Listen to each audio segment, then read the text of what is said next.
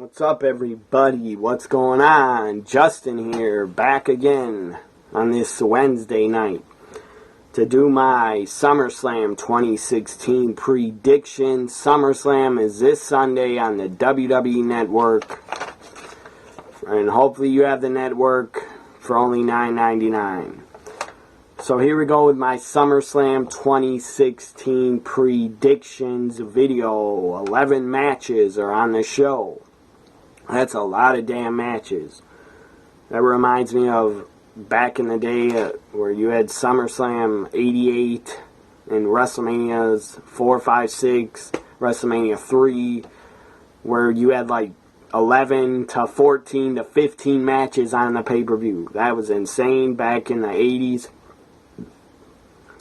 Back in the late 80s. WWE pay-per-views, they had like 11 to 15 matches on their pay-per-views, but then again, they only had 4 pay-per-views a year back in the 80s. But this SummerSlam is 4 hours long. I believe there's a 1 or 2 hour, I think, hopefully 1 hour kickoff. I hope it's not 2 hours of a kickoff. But the main show, SummerSlam, is 4 hours. Why is it 4 hours? Because they have their own network and they want it 4 hours. That's why. If you don't like it, well, you don't have to watch all 4 hours. So, here we go with my SummerSlam 2016 predictions this Sunday, 4 nights away on WWE Network, and I think still on pay-per-view. You're an idiot, by the way, if you order the pay-per-view for like $55. Just get the fucking network and get some fast internet so you can play the network. Up first, we got John Cena. I'm going to go with up first. I'm sure this won't kick off the pay-per-view, but maybe it could. I doubt it will. John Cena against AJ Styles. This should be pretty entertaining. We saw this match before, but once again, I think it's going to be a good match between Cena and AJ. They had pretty good chemistry the first time. The match wasn't awesome, but it wasn't bad either. Cena versus AJ, I'm going with AJ Styles to win. Will he? Probably not, but I'm still picking AJ. Up next, The Miz defending the Intercontinental Championship against Apollo Crews. I really fucking hope Apollo Crews wins the Intercontinental Championship and gets it off of The Miz. The Miz is no longer awesome. He's been awful as an Intercontinental Champion. I believe this is his 4th Intercontinental title reign. That's insane to think about. Miz is a bad Intercontinental Champion. The guy's defended it like once, maybe twice in 4 or 5 months or something. Apollo Crews pushed the guy. The guy's a star. The guy's a hell of an athlete, hell of a talent. Push Apollo Crews. Make him the first, not the first, African-American Intercontinental Champion. Make him the Intercontinental Champion. You haven't had an African-American Intercontinental Champion in a damn long time. Or since, I think, Kofi Kingston. I don't think Big E, Big E might have been Intercontinental or U.S. champ. I can't remember. But there hasn't been that many African-American Intercontinental champs. Off the top of my head, Ahmed Johnson, I think, was the first African-American Intercontinental Champion. Ahmed Johnson. Then we had The Rock. Then we had, after that, Kofi Kingston, I think. And that's been it, I think. Give Apollo Crews the Intercontinental Championship, not because he's black. Give it to him because the guy deserves it. When I watch wrestling, I don't see skin color. I don't care about skin color. If you're good, you're good. And Apollo Crews is fucking good. Give him the Intercontinental Championship and push the guy as Intercontinental Champion. Let him be Intercontinental Champion for a couple months. Because he'd be a pretty damn good Intercontinental Champion in my opinion. So get the title off The Miz. I'm picking Apollo Crews is my prediction. Apollo Crews, new Intercontinental Champion. It better happen. Do it, WWE. If you don't do it, you're fucking retards. And you're stupid. Because the fans are sick of the Miz as champion. Up next, U.S. Championship. U.S. title on the line. Rusev defending against Roman Reigns. How far Roman Reigns has fallen. Went from Money in the Bank, or was he suspended? Or no, he returned at Battleground. Went from losing the title at Money in the Bank to losing at Battleground. They're trying to push Reigns. They're going to keep, I guess, having him get beat down over and over and over by heels, and then they think the fans are going to rise up, and every fan is going to get behind Roman Reigns. Well, that's not going to fucking happen. I doubt that will ever happen. Again, the Cougars and the kids are always going to stay with Roman Reigns and cheer the guy. Because I guess the Cougars, I don't know, I guess they are horny and they like Roman Reigns because of how he looks. I don't know why they watch wrestling. I guess they watch to stare at Roman Reigns. And the kids like him because, well, kids are stupid. That's why. Just like kids are stupid for liking John Cena. But, well, I shouldn't say that because that's not fair. Because when I was a kid, I used to love Hulk Hogan. And I still like Hulk Hogan. Anyways. So, Roman Reigns, Rusev. I got Rusev. I like Rusev. I like Rusev retaining the Intercontinental Championship. That's why I'm picking Rusev. He'll probably lose. Up next, Cesaro versus Sheamus in the match number 1 of the Best of 7 series. A Best of 7. Why couldn't this be a Best of 3 series? Or a Best of 5? Why did it have to be Best of 7? A friend of mine on Twitter, at Alfredo, or I think that's your name, or Alfred or Alfredo, I forget which one. You live in Texas, you know who you are, man. You're a great follower of mine, good friend of mine. You actually said on Monday night that if Sheamus loses, or the loser of Cesaro versus Rusev, the loser should have to go to SmackDown. That's a pretty damn good idea.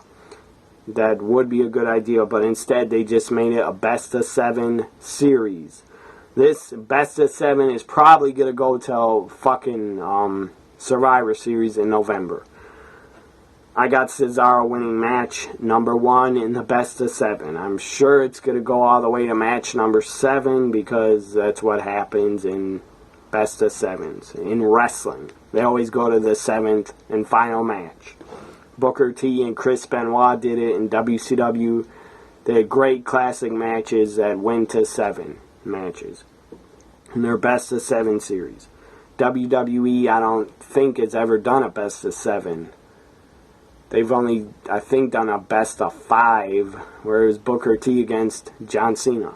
Or maybe that was a Best of 7. I don't remember.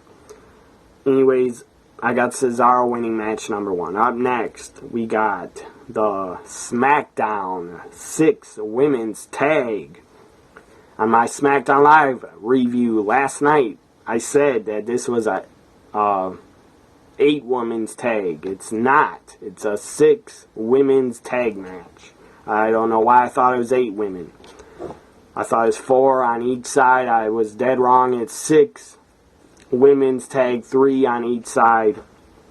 You got Becky, Naomi, and Carmella on one side, taking on Eva, God Awful Marie, Alexa Bliss, and Natalya. If Eva gets in the ring, the crowd is going to explode and boo her out of Brooklyn. Eva will be booed out of Brooklyn.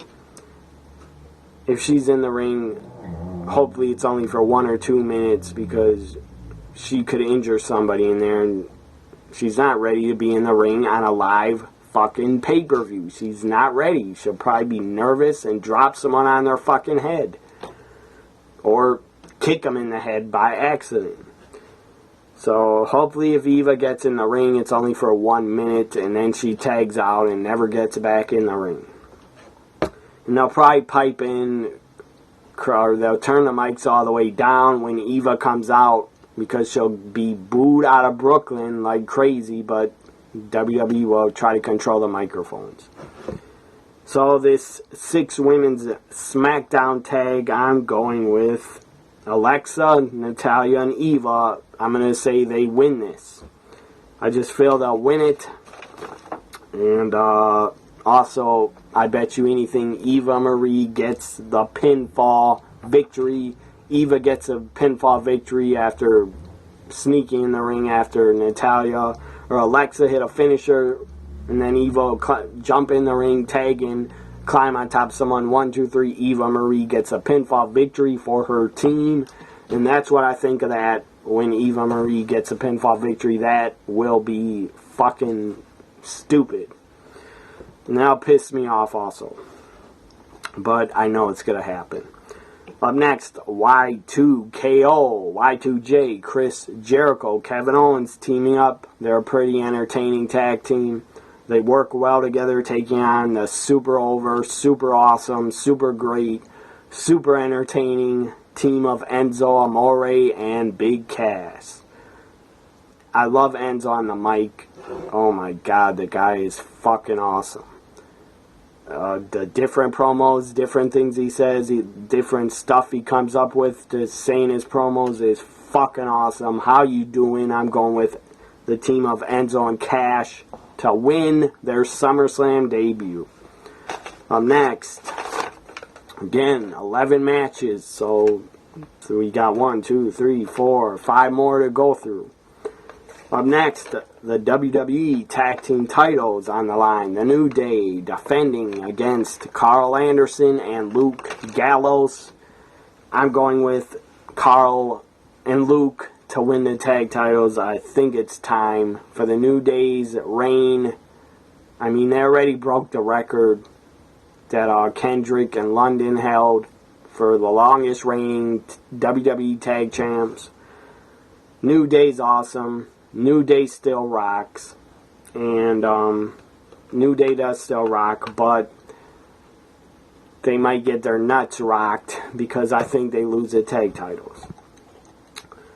Carl Anderson, Luke Gallows, new WWE Tag Champs. Up next, the women's title. Sasha Banks, my favorite current woman in the WWE right now. Sasha Banks defending against Charlotte. Another great talent, great athlete, great wrestler, damn good performer. Charlotte is the daughter of Ric Flair. When she debuted, I did not think she'd be great, but she turned out damn good in the ring. I mean, she picked up the business real easy. Within a snap of a finger, Charlotte really picked up wrestling tremendously. And she's a natural in the ring. Sasha Banks, also great. Sasha is also a natural. This women's title match should be damn good. I hope it gets 15, 20 minutes. It should, because the pay-per-view is 4 fucking hours. I predict Sasha, the Boss Banks, retains the women's title. Sasha retains. Up next, the WWE first ever Universal Championship match. As Daniel Bryan keeps saying, keeps joking, the Universal title is interspecies, whatever the hell that means. It's funny as hell that Daniel Bryan and Shane McMahon on Twitter, they keep bashing the Universal title, keep making fun of it. That's funny as hell. Universal title, Seth Rollins against Finn Balor, the Demon King. Will we see the Demon at SummerSlam? Yes. He will be the Demon. He better fucking be the Demon. This is Finn Balor's main roster pay-per-view debut. It's also Balor's SummerSlam debut. The entrance has to be epic. Has to be something different we've never seen before. I hope it's different, and I hope it's awesome. I got Finn Balor winning. The first ever Universal Championship. I think Balor wins. But I want Seth Rollins to win. But I don't think he will. I got Finn Balor, but in my heart, I want Seth Rollins to win. But I don't think he will. So Finn Balor, I predict wins, but again, I will be rooting for Seth Rollins, even though I like it Ballard. I'm more of a fan of Rollins. Anyways, WWE Championship, SmackDown, WWE's the World Championship on SmackDown, the WWE Championship, Dean Ambrose defending against Dolph Ziggler. Dolph, I think, has reinvented his career. The guy is doing damn good on SmackDown, damn good promos, showing great passion, great heart, great fire. Dolph is showing like his career is reborn again. It's tremendous, and I don't mean reborn again like he found Jesus. I just mean Dolph has a new passion and a new fire since a brand split. It's damn great.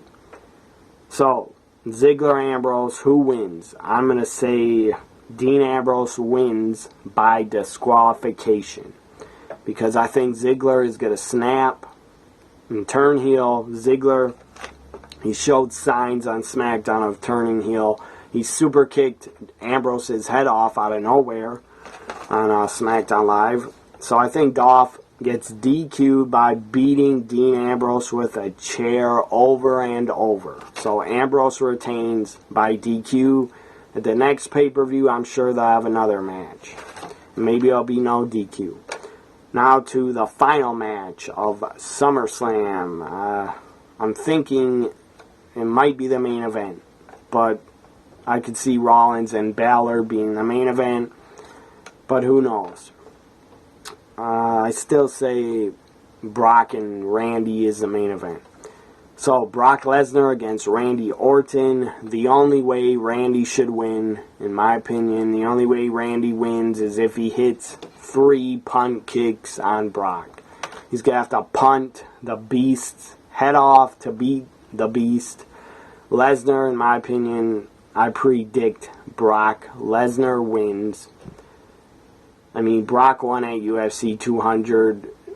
PEDs or not, he still would have won. I don't see how you have Lesnar win at UFC 200 and have WWE book him to lose. That'd be kind of ridiculous, in my opinion. And maybe Randy and Brock will continue their feud and wrestle at, I don't know, Survivor Series.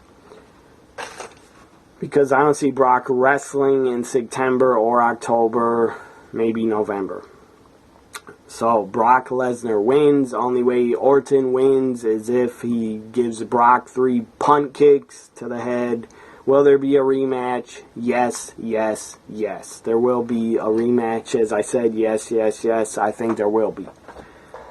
There's rumors out there that Goldberg, just because Goldberg's going to be in New York City promoting WWE 2K17, I don't think that has anything to do with SummerSlam. Yes, it's a WWE game. Yes, Vince McMahon had to agree to let Goldberg come back and be in the game. Is that a sign?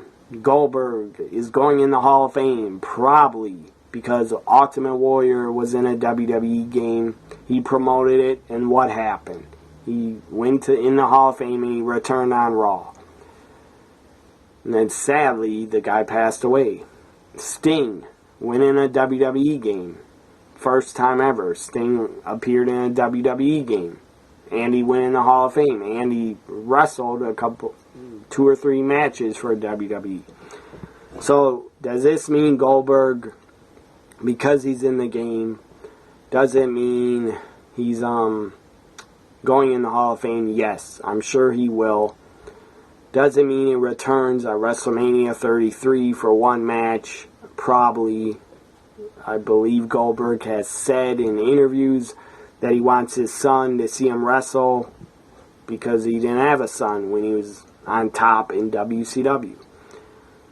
So, Goldberg hasn't worked a match since 2004 at the mess that was WrestleMania 20 of a match. That was a mess against Brock. I could see Lesnar against Goldberg again at WrestleMania 33. Because I don't know who else you have Brock face at WrestleMania 33.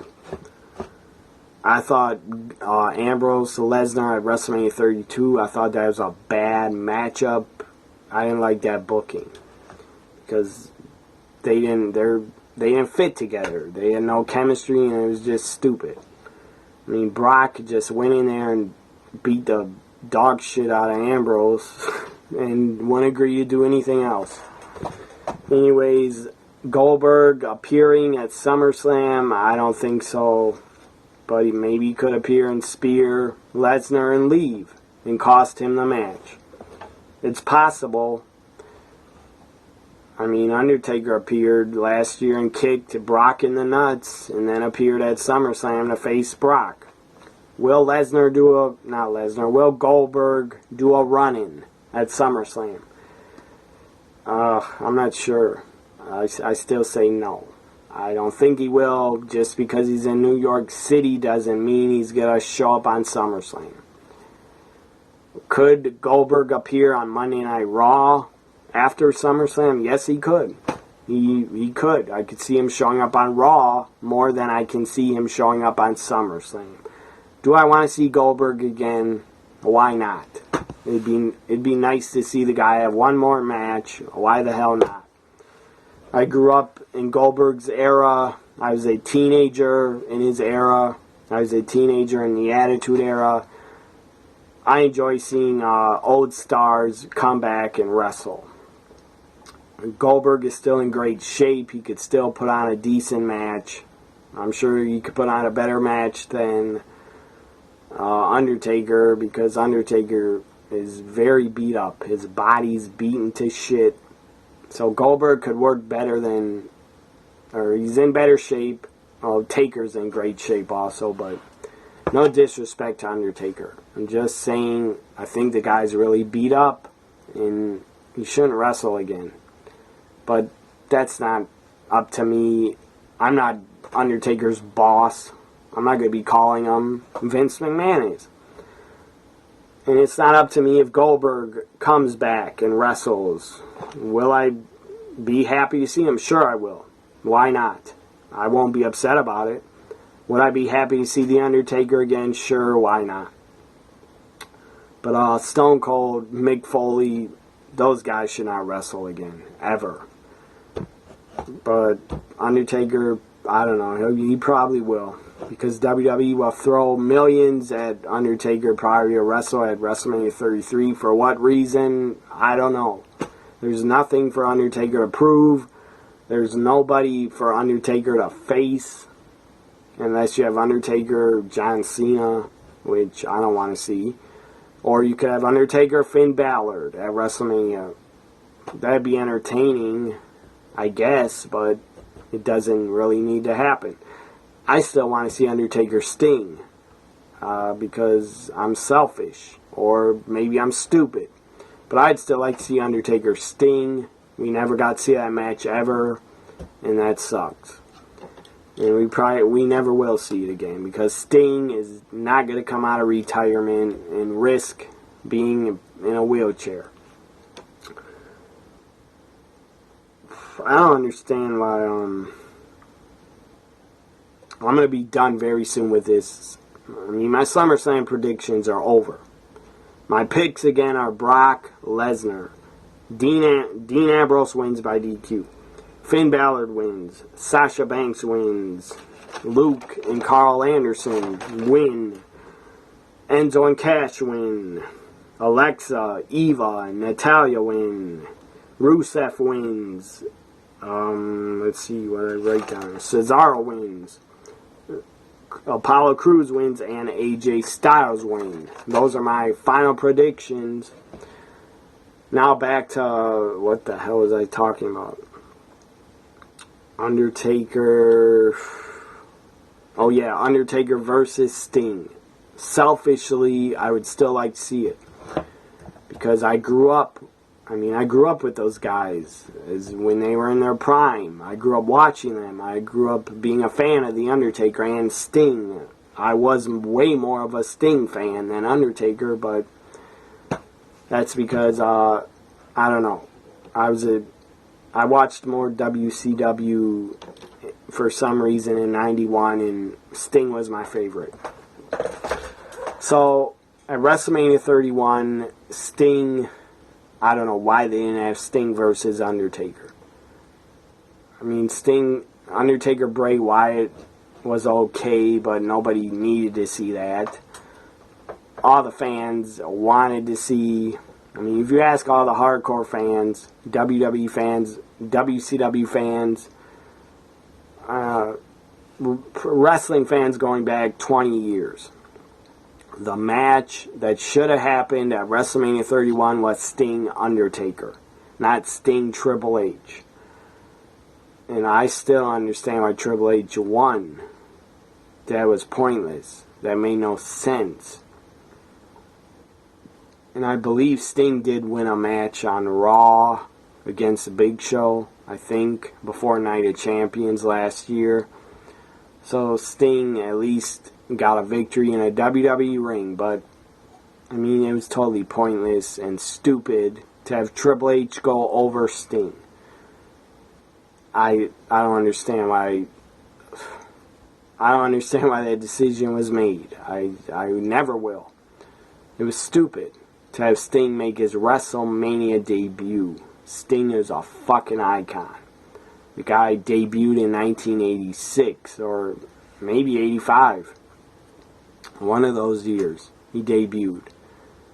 Sting was a franchise of WCW. I guess they wanted him against Triple H, but Triple H is not a franchise of WWE. The Undertaker was. Before The Undertaker, Hulk Hogan was. Before Hulk Hogan, or after Hulk Hogan, Bret Hart was a franchise. And then Shawn Michaels and Stone Cold.